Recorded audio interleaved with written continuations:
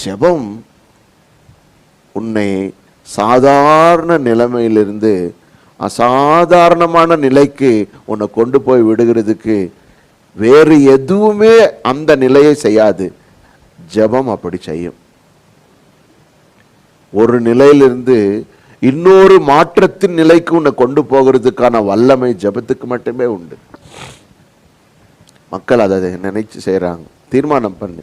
நிச்சயமாக எல்லாத்தையும் முயற்சி பண்ணி இது ஆகலைன்னா ஜெபம் ஒன்று தான் அந்த நிலையை அடைய உனக்கு உதவி செய்யும்.